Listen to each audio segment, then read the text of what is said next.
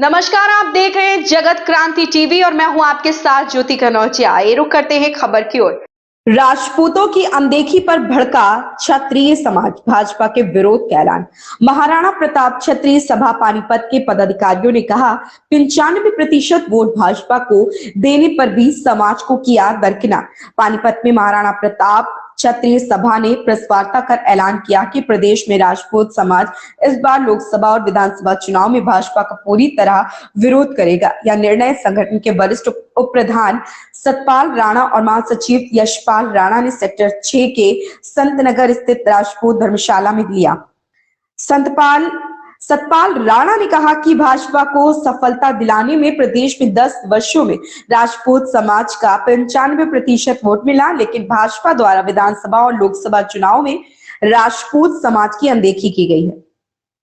साफ कहें तो देश और प्रदेश में राजनीतिक तौर पर राजपूत समाज को समाप्त करने का काम किया है, यानी समाज को धोखा दिया गया है।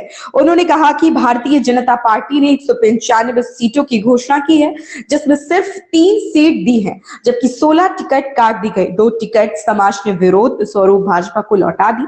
उन्होंने कहा कि राजपूत समाज इस बार देश व प्रदेश में भारतीय जनता पार्टी का पुरजोर विरोध करेगा। अगर करनाल व भिवानी लोकसभा सीट भारतीय जनता पार्टी राजपूत समाज को नहीं देती या करनाल लोकसभा सीट पर से संजय भाटिया को टिकट देती है तो समाज विरोध करेगा।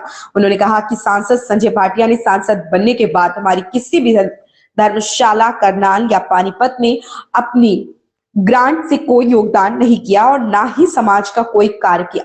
किसी गांव में जाकर ना ही समाज के लोगों की समस्याएं सुनी।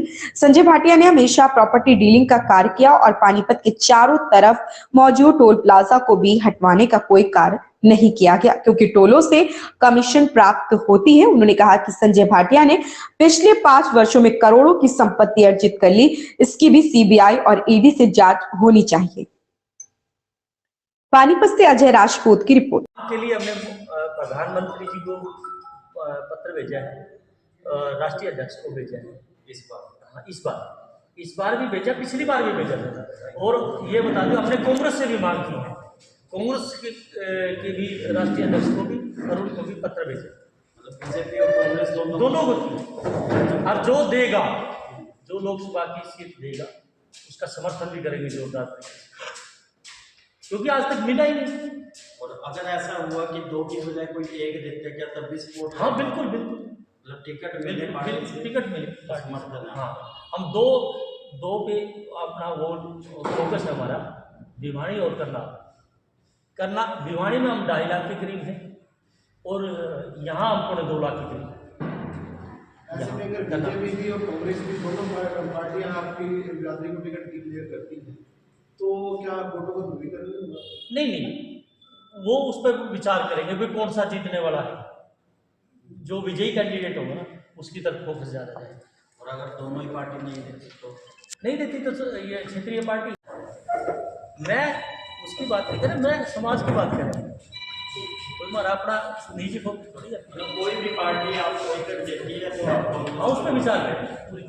देखो अभी तो इतना इस बारे में खुल कर नहीं बोल सकते, क्योंकि प्रदेश के जो हमारे प्रतिनिधि है वो बात करेंगे। प्राथमिकता अभी आप बता रहे अभी है ना, अभी पिछले 3 दिन पहले हमने चंडीगढ़ में प्रेस कॉन्फ्रेंस की, आपको पता नहीं होगा, सारे चैनल, सारी इलेक्ट्रॉनिक मीडिया थी, हमने उनको भी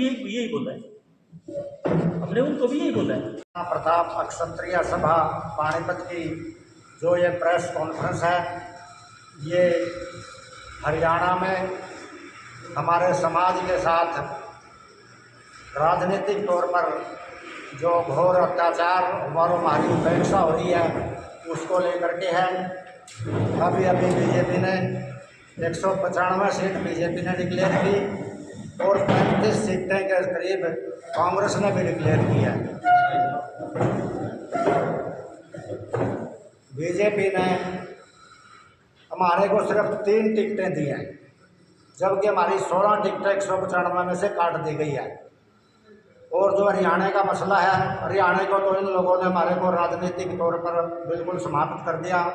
हमारी डिमांड ये है बीजेपी से भी और कांग्रेस से भी, हमारे को हरियाणा में भिवानी महेंद्रगढ़ लोकसभा सीट और करनाल लोकसभा सीट हमारे को दी जाए। देखो उसमें बिरादरीवाद की बात नहीं है, फिर भी मैं थोड़ी सी बात कहना चाहता हूँ कि जब हमारी 2 लाख वोट करनाल और पानीपत लोकसभा में है और पंजाबी समाज की भी तकरीबन इतनी है, जब 2 बार उनको टिकट दी जा सकती है तो हमारे को क्यों नहीं दी जा सकती। इस खबर में बस इतना ही। बने रहे जगत क्रांति टीवी के साथ।